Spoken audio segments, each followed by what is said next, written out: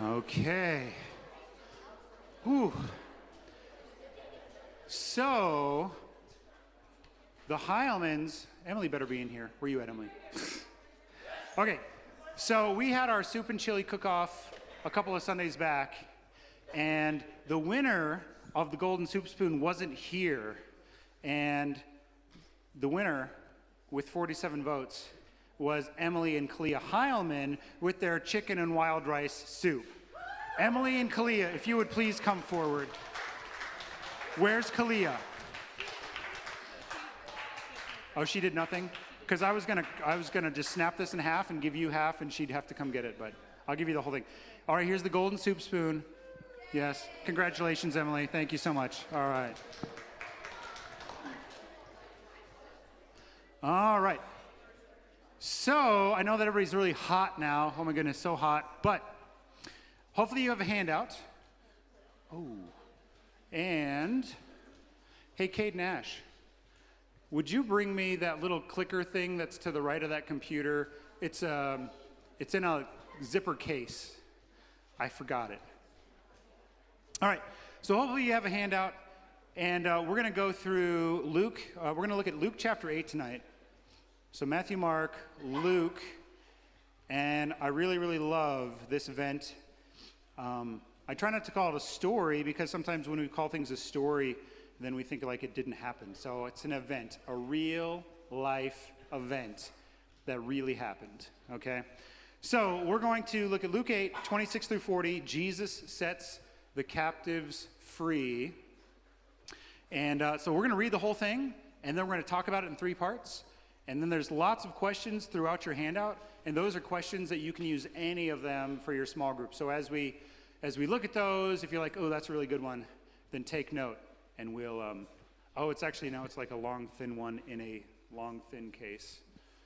My fault, I forgot to bring it down, unless I never put it back. It's usually in that like pencil holder to the left of the computer.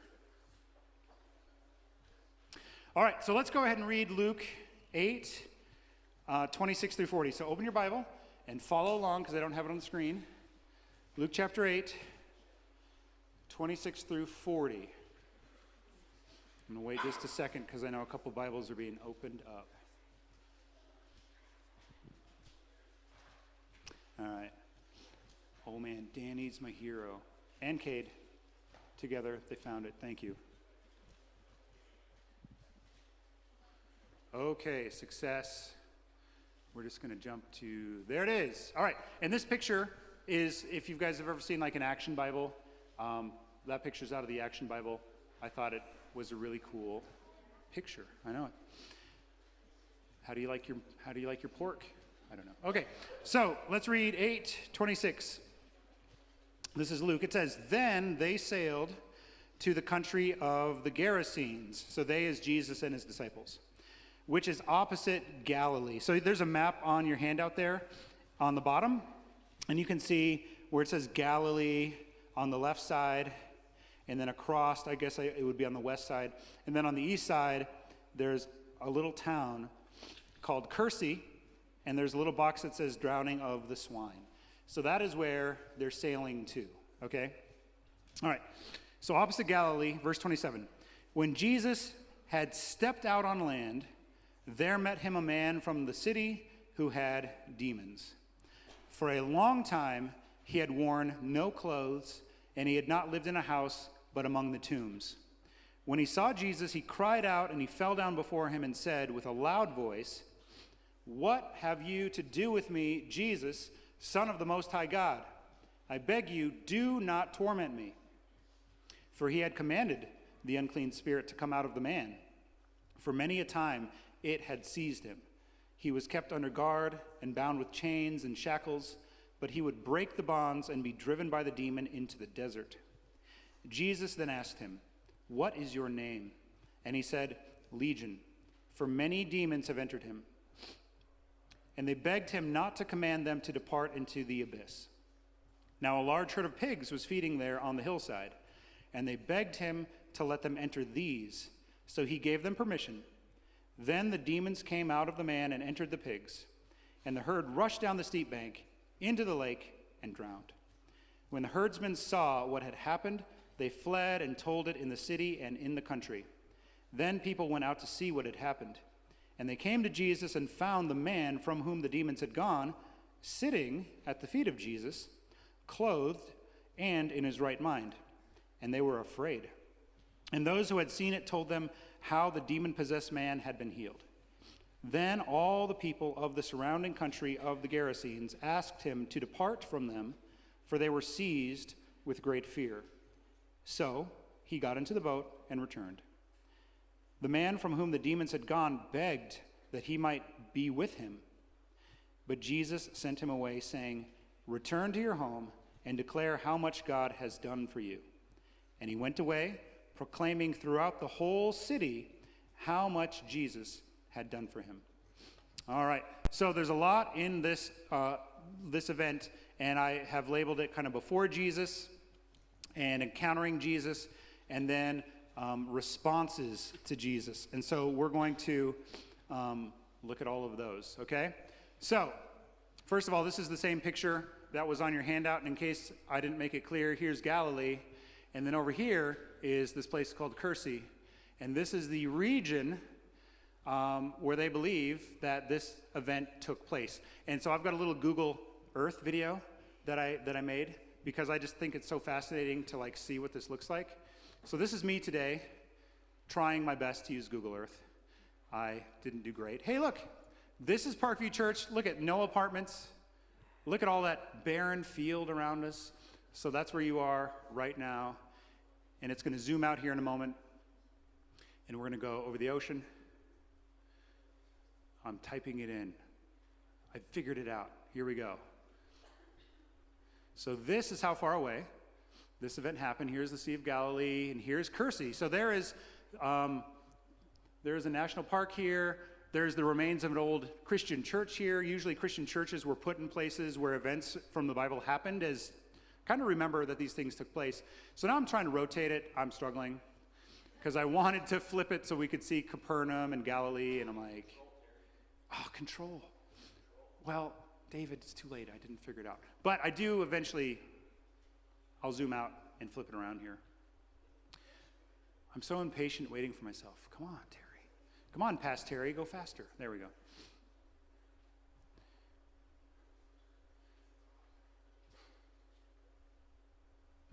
Struggle is real, friends. So here, there's Galilee, Sea of Galilee on the left, in the center.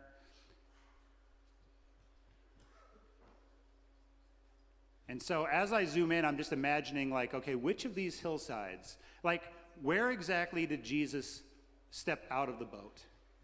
And what hillside exactly did this herd of pigs run down into the Sea of Galilee? Because what's crazy is, like, this is a real place. Like, this really happened somewhere over in this region.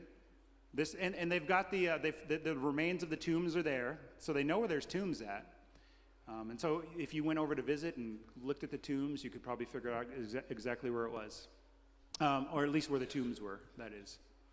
All right. So let's kind of go through this. Before Jesus, I just put, here's your blanks. It's going to be really, really simple. Before Jesus, the man is insane and he's enslaved, okay? He's completely enslaved by these demons. They are in control of his body, all right? And so I look at there's different characters in the event. There's the man, okay? There's also the people, like the townspeople, the herdsmen, the people. And here's what we do. When we don't know how to handle a situation, sometimes we do what they did. We just shackle it. We're like, I don't know what to do. I'm just going to put books on it, right? Like it's alive, like paperweight. I don't know. Like that's what they're doing. They're powerless to do anything to help this guy. They don't know what to do. So if you read that, it said they would shackle him, they would guard him, but he would, like the demons controlling him were so powerful, he'd break free from these bonds. That's crazy to think about, okay? It also said the man, let's see here, where is it at? He had worn no clothes for a long time. So I don't know what that means, a long time. It means more than a week, I think. Probably more than a month. A long time, this guy is running around, no clothes, possessed by demons. He didn't live in a house. So if you've ever, watched like some wilderness survival show and they don't have a house, they just got to figure out, how am I going to survive in the woods? Like this guy didn't have a house. He didn't have a shelter. He's living among tombs. Can you imagine just walking to these tombs? Maybe you have a loved one there, and there's a guy running around for a long time, no clothes, possessed by demons. I don't think people visited that place, okay? So the people, they shackle the man, they don't know what to do, all right? And then the demons, they're the slave masters, okay? So before Jesus comes, the man's insane because he's enslaved by the demons. The people, they don't know what to do, they shackle him up. And the demons, they're the slave masters, they control him. And so what I want you to do is I want you guys to turn and talk to one another. I'm just going to give you a minute or two. But what questions do you have about this man? What questions do you have about this whole event? Just look at each other, give each other each a little bit of time to share. What questions do you have? Go. Ask each other questions.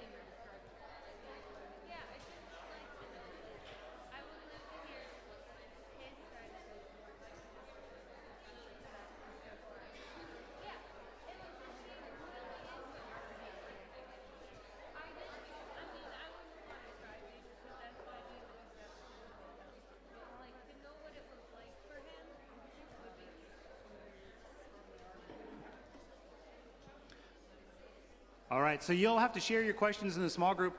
Some of the questions I had was, why does the man come to meet the boat? All right, because it says they sailed. When Jesus had stepped out on land, there met him a man from among the city who had demons. Okay, so it's almost like this guy, or the demons in this guy, they're watching. Maybe they always watched for boats. Somebody's going to come across. They're always ready to harass or harm.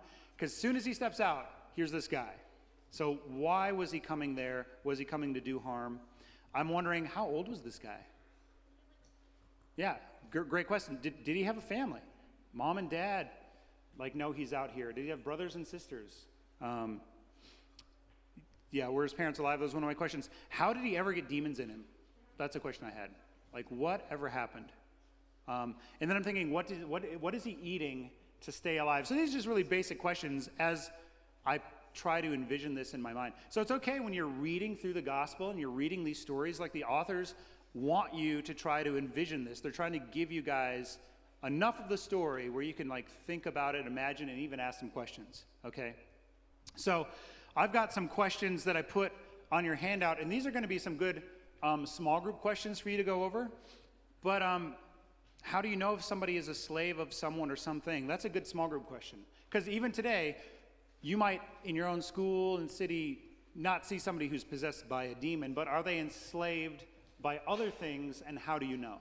How can you tell if somebody's enslaved by someone or something? The next one I just said, what are people enslaved by today? What did the local people do to try and control the man? You know, I think you guys can answer that one, but the question under that is, what worldly attempts do we make to help people today, and why won't they work? See, a lot of people in the world will not even consider the spiritual realm as being a factor in helping people, all right? Prayer is not even an option in helping people. We just look at human ways to try to deal with things. Are we successful? Why or why not? Why was Jesus able to help the man, and what do you need Jesus to set you free from? So that's a question for you to think, you know, is there something that's taken control of my life? Is there something that I cannot? Here's the thing with the demons. The guy could not say no. The guy could not overpower them. So when the demon said, we're going to run there, or you're going to break these chains, or you're not going to live in a house, you're going to live among the tombs where death is, right? That's what the demons want. They want to kill and seek, and they want to destroy. So living among the tombs, it's like he's a step away from death. That's where the demons want him to end up. What things can't you say no to? That might be something that you're enslaved to, and Jesus, he wants to set you free from that thing. He doesn't want us to be enslaved to anything, all right? Now, there is one thing we shouldn't say no to, and that's whatever Jesus says, all right? That's the one thing that, hey, he says to do something, we do it. All right, let's look at this next part. Encountering Jesus, okay? Encountering Jesus. So the man, he encounters Jesus. I just want to look at that part again, starting in verse 28. So the man sees Jesus, he cries out, he falls down before Jesus, and he says with a loud voice, what do you have to do with me, Jesus, Son of the Most High God? I beg you, do not torment me. So these pronouns are all singular first person, like me. And it says in verse 29, for he, Jesus, he had commanded the unclean spirit to come out of the man. So Jesus had already commanded the spirit to come out. And we're getting the response that the demon said, what do you have to do with me? And then it gives us that description. The demon had seized the man, he was kept under guard, etc. Verse 30, Jesus asked him, what is your name? So now Jesus is getting like to this identity question. And I think he's talking to the man. Like, man, what is your name? But the man doesn't respond. We actually don't get to know the man's name. Because the demons respond, they say legion. For many demons had entered him, and they, see now how the pronoun changed, they, it's not a him anymore, it's a they begged him not to command them to depart into the abyss. So the abyss, if you read like Revelation 20 verse 3, the abyss is where Satan is going to be locked away for 1,000 years while Christ is reigning on the earth. Okay, so in the abyss, Satan and the demons have no power, no authority to deceive anybody. So they're saying, you're early. You know, it's not time for us to be in the abyss. Don't command us to go to the abyss. You could, though. He could. All right, so that's what they ask. And then there's this herd of pigs, right? All right, so encountering Jesus, the man, I want to go all the way to verse 35. So the pigs are allowed to go, or the demons are allowed to go into the pigs. They drown in the lake. The herdsmen see it, and then verse 35, the people come out to see what had happened, and they came to Jesus, and they found the man from whom the demons had gone, sitting at the feet of Jesus, clothed and in his right mind, and they were afraid. So this man now, he's sitting. He's not running around like a crazy, insane person. He has clothing on. I'm like, when's the last time he had clothing on? Where did the clothing come from? Did one of the disciples give him something to wear, right? We don't know where the clothing comes from.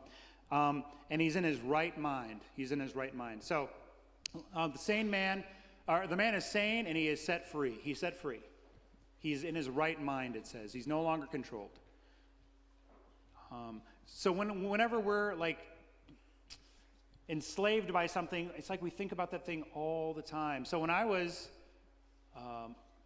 this was bad. Like even going to college, there was my great roommate Ernesto. He loved playing this board game, Axis and Allies. And he would try to get a game going every single night. And we would like stay up till like 1 or 2 or 3 in the morning, and it's like, oh, we got to go to bed. Oh, and then we're like so tired for class the next day. But you'd go to bed thinking about, oh, wait, if I move my troops and a tank from this place over here. Like you're just like totally strategizing when you're supposed to be sleeping because you've played it too much. With video games, you guys have probably done that where you've played a game so much, you go to bed, you close your eyes, you're still thinking about it. You dream an emoji. So I would say that that's an indicator that you might be spending too much time involved in that thing if even when you're trying to go to bed, you can't stop thinking about it, okay? You need to be set free from that thing. So you need to discipline your life so that these things aren't taking you captive, okay? That's a personal challenge for you guys. Take these things captive, otherwise they're taking you captive. Jesus wants you to be free over these things, not these things to control you, okay? So the herdsmen, well, they flee, okay? They see this, they encounter Jesus, they run. And then the demons, they are sent. They're sent away, okay? They have to leave. So they also kind of flee, but they're commanded to go, okay? Or their request is granted when they wanted to go to the pigs. So here's some other questions I had about this one.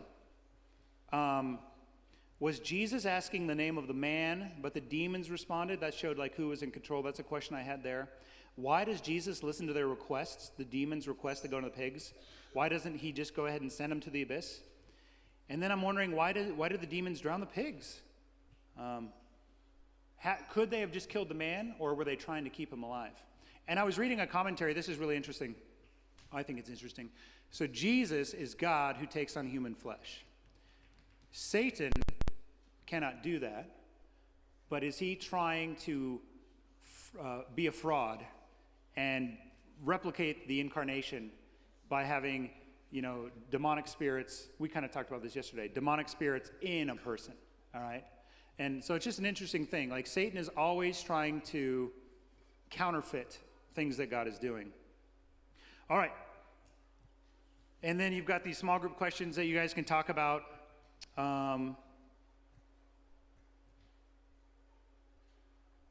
Yeah.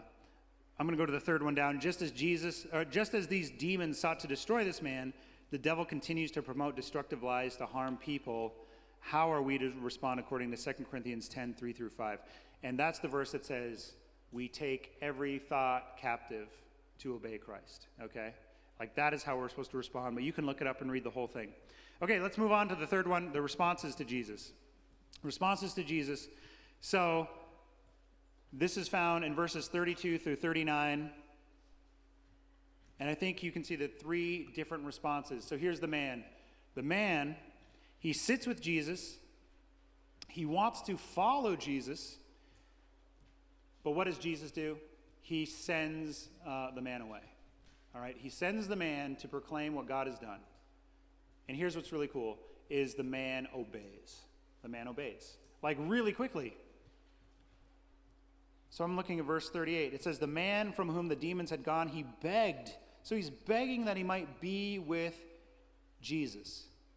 But Jesus sends him away, saying, return to your home and declare how much God has done for you. And he went away proclaiming throughout the whole city how much Jesus had done for him. So this is like super basic discipleship, right?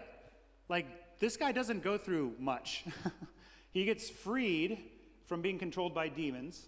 He sits at Jesus' feet. We don't know how much Jesus tells him. Does he give him the basics? Repent and believe. We don't know, okay?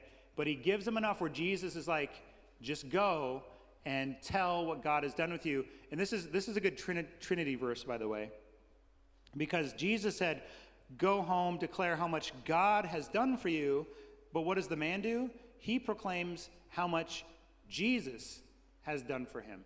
So we kind of see a connection here. The man understood that Jesus is God because Jesus says, go tell what God has done. And he's like, okay, I'll do that. Hey, let me tell you what Jesus has done. So I just think that's a cool thing to see. All right. So the next part is just a verse. This is just one chapter sooner in Luke. The woman who comes in and she breaks this expensive vial of perfume, and she washes Jesus' feet, and she gets ridiculed, and Jesus says, I tell you, her sins, which are many, are forgiven, for she has loved much, for he who is forgiven little loves little. So I think this guy's obedience is tied to the fact that he's like, whoa, look what Jesus has done for me. Look at how he's rescued me. I was enslaved by these demons. I was running around for who knows how long without a house, eating whatever the demons would make him eat to stay alive. Disconnected from society. Here's the thing. Satan wants to separate people so they don't have each other anymore. Because when they're by themselves, they're in trouble. And I was reading a different discipling book today. And in that discipling book, it talked about our phones. How our phones, when you're in a room with other people, but we pick up our phones, we're making a choice to be alone. Like, even though here's Elena and here's Lindsay, and okay. And I look at my phone, I was here with real living, breathing people who I could talk to, but this is saying I'd rather be alone. Like I'm isolating myself. So be careful with these things. I think a really good rule for you guys, if your parents aren't already doing this, is like your phones don't live in your room with you. When you go to bed, they stay in the kitchen. If you have a phone, they stay in the kitchen. That's what we do at our house, and it's really healthy. Because otherwise you're laying in your bed and they're like, oh man, what's going on? You want to pick up your phone, you want to text somebody. Nope, get it out. But then the other challenge is when you're with people, make a choice to have the phone away. This is really interesting. Like I could be talking with Owen here. I could be talking with Owen. And my phone rings and I'm like, oh yeah, just wait, Owen, by the way. Whoa, I just let whoever interrupt. Now if it's my wife, she always gets to interrupt. That's fine. But that's kind of rude to pick up my phone and let somebody interrupt a conversation with a real life person. This person can wait. They didn't find me and talk to me face to face like maybe Owen did. So anyway, I just want to challenge you guys. Don't let Satan use our technology to isolate one another. All right. So the people, here's their response. Fear. In fear, they say, hey, Jesus, would you leave? Why do you guys think, you can raise your hand and ask this question, why do you guys think the people of the city or the area are afraid of Jesus? What do you guys think? We'll go over here, Meredith.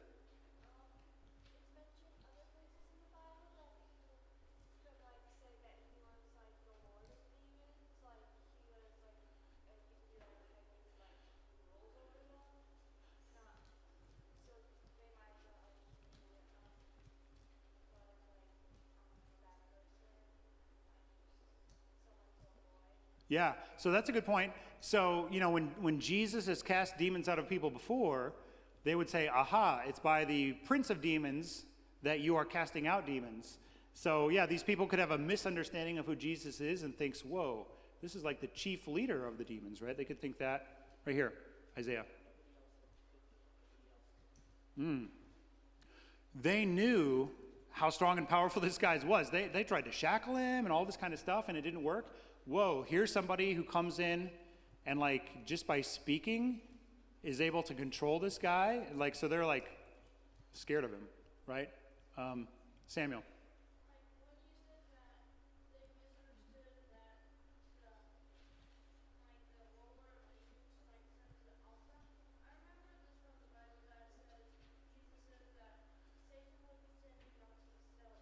You're right. So we know he's not the prince of demons because why would Satan attack his own army, right? Why would Satan shoot himself in the foot? So yeah, that helps us understand Jesus, that's a misunderstanding or it's a false claim they're making. So yeah, Jesus is not the prince of the demons. So I think it goes back over to what Isaiah is saying. They're like, who is this man who can even cast out these demons with a word? And we saw these pigs all flee down a hillside to their destruction. The price of pork just went way up.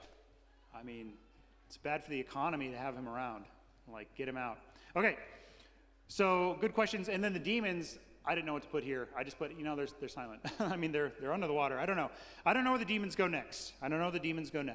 They're not in the abyss, so they were probably going to roam around and look for some other mischief to cause. All right, so then there's a lot of questions. Some that aren't on your handout. I'm wondering, why does Jesus leave when they ask him to leave? why does Jesus leave? He could have stayed there. But they give him this request, and he leaves. And it makes me think with evangelism, and this is kind of based on these disciple-making workshops we had last weekend, when we go out and we ask spiritual questions to people to see if they're interested, sometimes people are going to say, no, I don't want to talk about it. And Jesus left knowing that there was an interest. And maybe sometimes that's a cue for us, like, yeah, okay, we're not going to push it. They're not ready. The soil here is too hard. Like we're trying to plant the seed. Satan swoops, snatched it like a bird. Okay, thank you. Have a nice day. We move on. We look for the people who are ready to have that spiritual conversation. Maybe that's why Jesus left. Why doesn't Jesus let the man go with him? He's got a willing follower.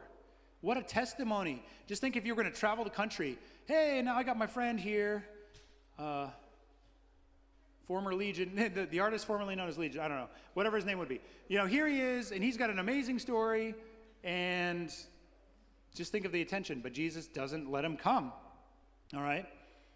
How long had it been since the man had been home? Again, if he has a family, Jesus says, go home, return to your home. I'm just thinking like he shows up at home, and mom and dad, brothers, sisters are just like, oh, what, I'm just like, I want to see that scene. What did that look like? How long had it been since he'd been home? Why was the man so quick to obey? And then, of course, there's a bunch of questions that you guys can answer in your small groups. So I just want you guys to think about this and think about who you are in this event. None of you are Jesus, by the way, so that one doesn't count. You're not Jesus. You might be a combination of a few. You might be a born-again believer, but you might be struggling with something that's seeking to enslave you. And Paul says, do not let yourself be enslaved again to these former things. There's a plea to Christians. Don't go back to the slavery. Don't go back. You're free. So maybe you're enslaved by something, and your small group is a good place for you to come out and say, yeah, I've been struggling with X for a while. Can you guys keep me accountable? All right?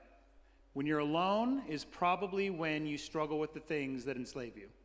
Isolation is where Satan loves to get you. I had a friend in college. This is when we were living in an apartment.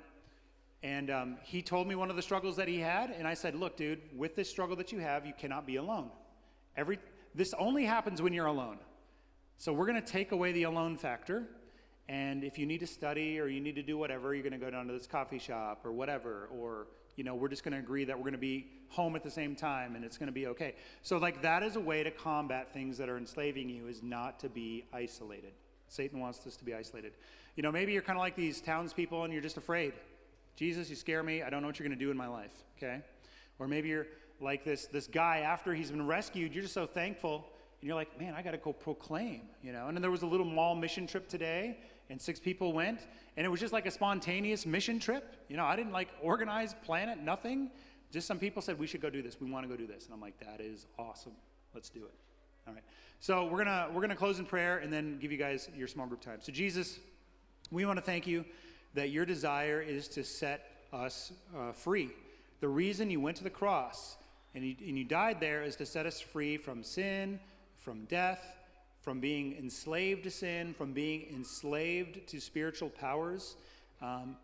It says in 1 John that the spirit living in us is greater than the spirit of this world, the spirit of the evil one.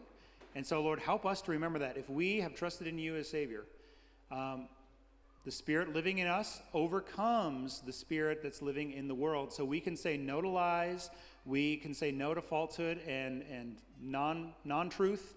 We can take those things captive. I know that, Lord, there's many of us in this room, we struggle with believing lies about ourselves. We listen to lies that say that we're no good, that nobody loves us, that nobody notices us, that we don't do anything for your kingdom, that you don't love us. All of these lies, we can just spiral downhill. And Jesus, you don't want us to listen to those things. Just like those pigs that you sent, or the demons that you sent to the pigs, and those pigs went to the bottom of the sea. Lord, that's what you want us to do with the lies of the enemy. You want us to remember that these things are drowned.